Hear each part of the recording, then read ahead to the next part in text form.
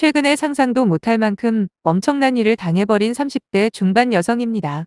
남편도 그렇고 저도 마찬가지지만 아직까지도 정신적인 충격에서 벗어나지를 못했네요. 이번 사건을 계기로 여러 사연들을 쭉 읽어봤는데 생각보다 큰아들만 편애하는 시부모님들이 꽤 많더라고요. 저도 두 아들을 키우고 있는 입장이지만 솔직히 조금도 이해가 안 되네요. 어떻게 자식들 간의 순위를 매기고 차별을 할 수가 있는지 말이에요. 저희 시부모님만 특별하다 생각하고 참아왔는데 의외로 많은 분들이 그런다는 사실은 꽤 충격적이었어요. 이미 언급을 했지만 저희 시어머니는 큰아들에 대한 사랑이 끔찍하신 분입니다. 언뜻 보면 그럴 만도 해요. 왜냐하면 아주버님과 형님은 이름만 들으면 누구나 알 법한 명문대 출신에다가 부부 공동대표로 사업체를 하나 운영하고 있거든요. 당연히 돈도 잘 번다고 하더라고요. 그에 비해 저는 중소기업에서 10년째 근무를 하고 있는 평범한 회사원이고 남편은 금속 가공하는 공장에서 생산직으로 일을 하고 있습니다.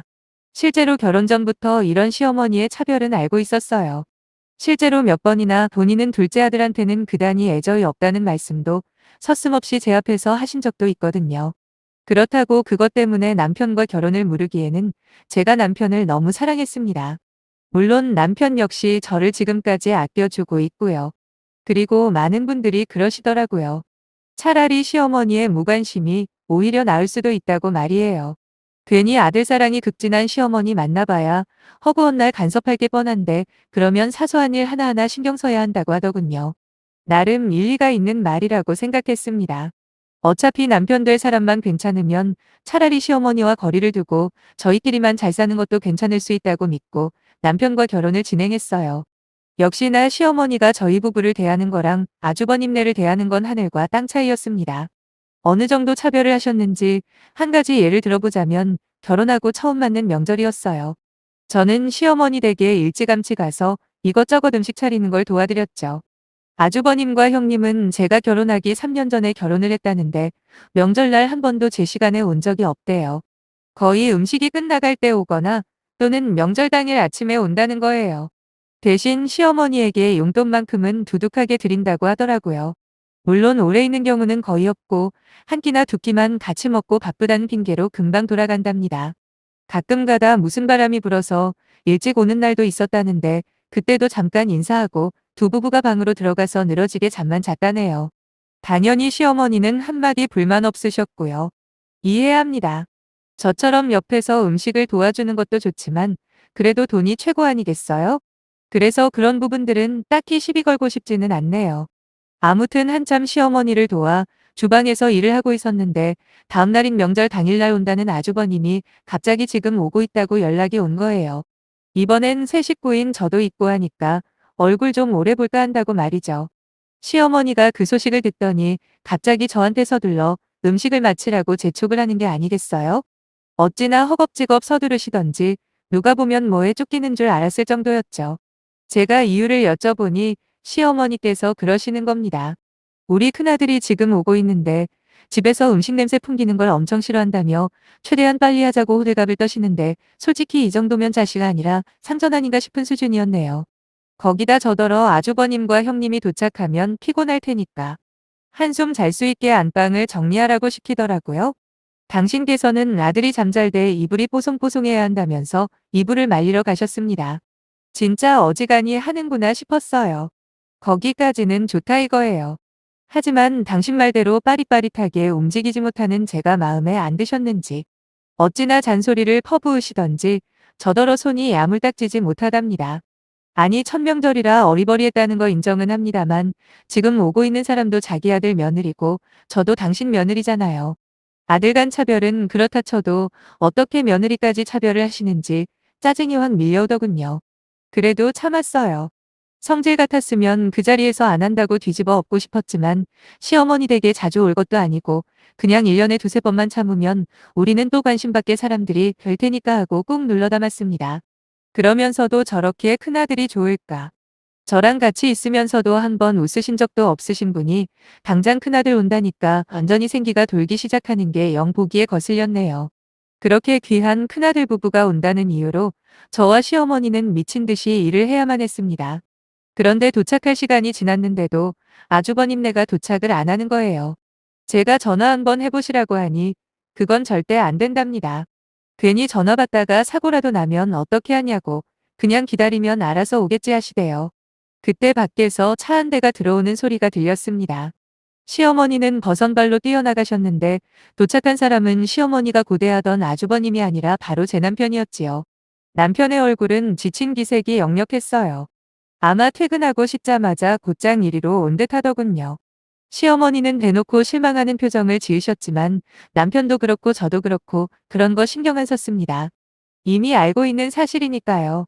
그렇게 남편은 시어머니에게 인사를 건네고 바로 부엌에 있는 제게 와서는 배고프다고 하더라고요. 들어보니까 빨리 올 욕심에 점심도 건너뛰고 후다닥 일을 끝내고 오는 길이라고 하는 겁니다. 오는 길에 빵이랑 우유 하나 사 먹은 게 전부라길래 저는 서둘러 밥을 차리기 시작했습니다. 비록 서툰 솜씨지만 온종일 제 손길이 간 음식들 위주로 골라서 식탁에 곱게 차렸죠. 별로 반기지도 않는 시어머니를 그래도 엄마 집이라고 밥도 안 챙겨 먹고 온 남편이 안쓰럽기도 하고 그랬거든요. 그렇게 식탁에 음식을 거의 다 차렸을 때 갑자기 뒤에서 시어머니가 화를 내시는 겁니다. 저희 둘 다 깜짝 놀랐어요. 언제서였는지 시어머니께서 저희를 죽일 듯이 노려보고 계셨거든요. 시어머니가 화를 낸 이유는 아주 간단했습니다.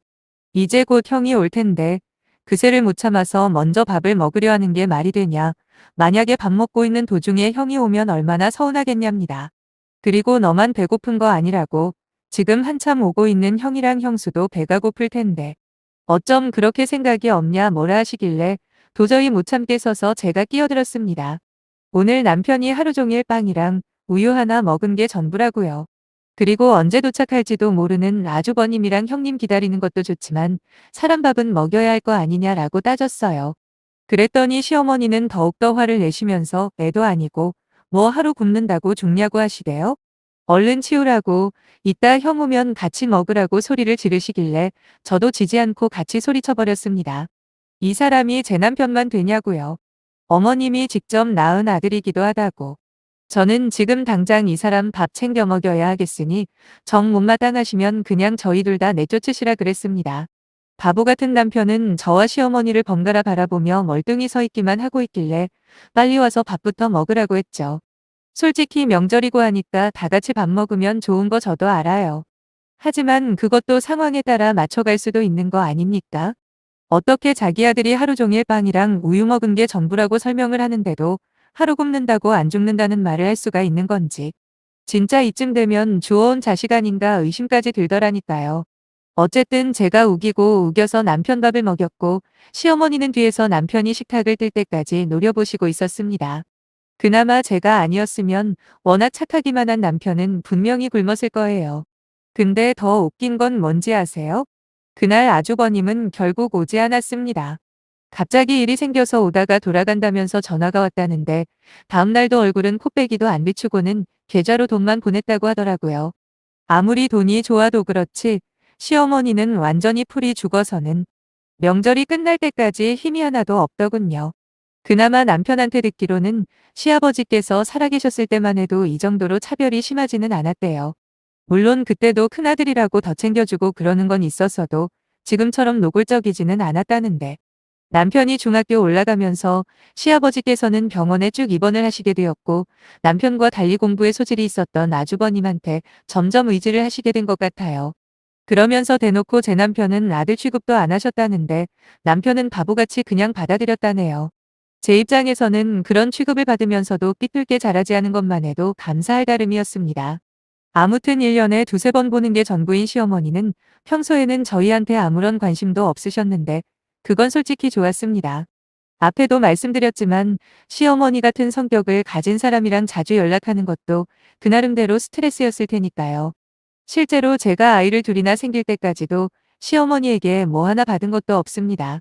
아이를 봐주신 적도 없고 그렇다고 손자들이라고 보고 싶어 하는 것도 없었네요. 솔직하게 말씀드리면 저나 남편이나 그냥 그러려니 하는 게 습관이 되어 있다 보니 그러거나 말거나 라는 생각으로 지내고 있습니다. 그런데 최근에 시어머니한테 연락이 와서는 뜬금없이 저랑 남편 이름으로 최대치로 대출받으면 얼마나 받을 수 있냐고 물어보시더라고요. 무슨 일 때문에 그러시냐고 여쭤보니 처음엔 약간 망설이시다가 결국 전부 털어쓰셨습니다. 지금 아주버님이랑 형님이 하고 있는 사업이 크게 위기에 봉착했답니다. 그래서 손실을 메꾸려면 큰돈이 필요하다고 하시면서 정말 어처구니 없는 제안을 하시는 거예요. 이건 아주버님과 형님이 먼저 생각해낸 방법이라는데 일단 자기들은 지금 대출이 꽉 차 있어서 추가로 돈을 마련하는 건 불가능이랍니다. 그래서 저희가 최대치로 대출을 받을 만큼 받은 다음 그래도 돈이 부족하면 저희 집 담보대출까지 받으라네요. 그 다음 아주버님 사업을 살리는 게 첫 번째 단계래요. 여기서 제가 더 어처구니가 없었던 건 1금융권이 안 되면 2금융, 3금융권까지도 알아보라는 말이었죠. 막말로 3금융권이면 거의 사채나 다름없잖아요.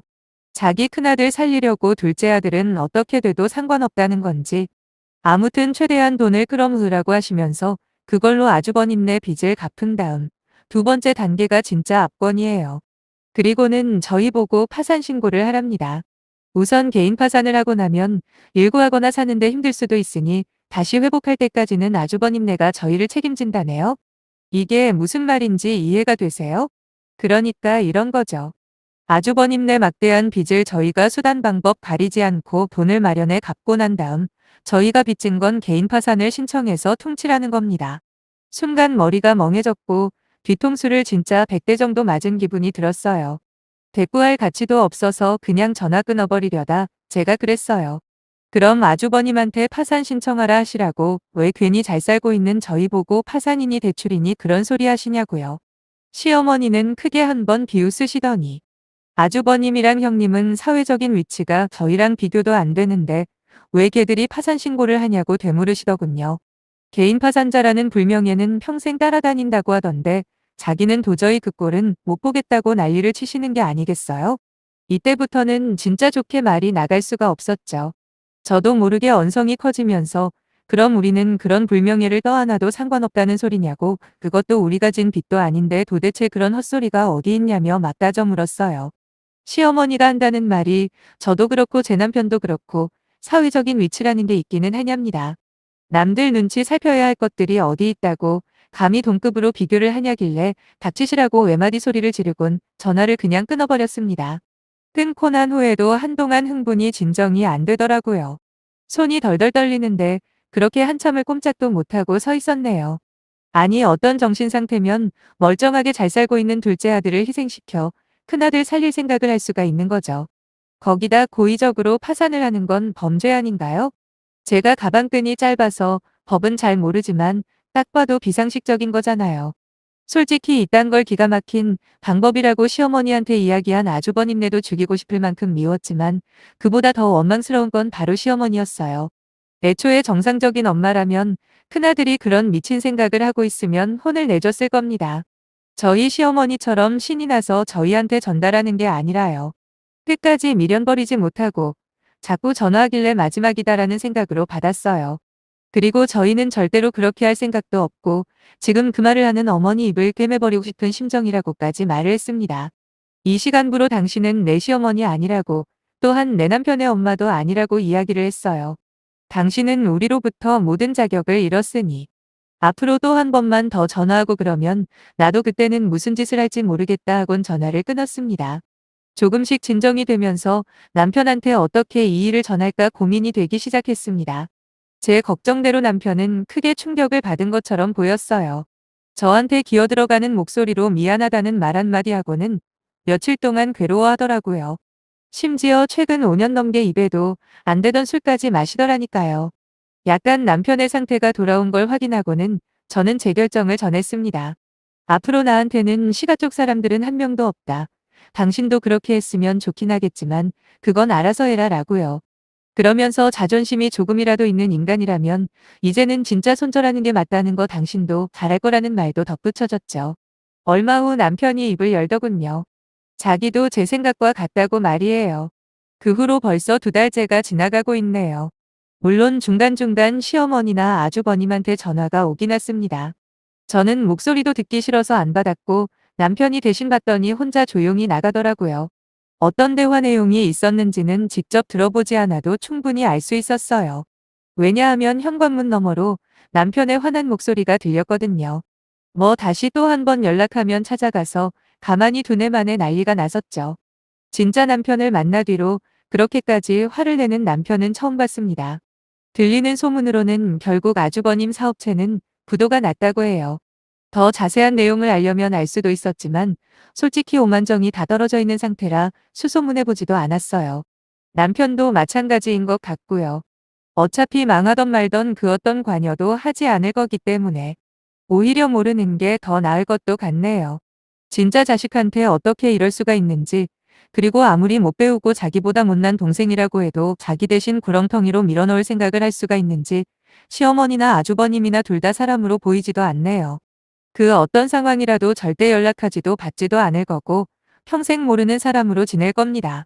내 새끼들 잘 키우면서 남편이랑 꿋꿋하게 살아볼게요. 응원해주세요. 감사합니다.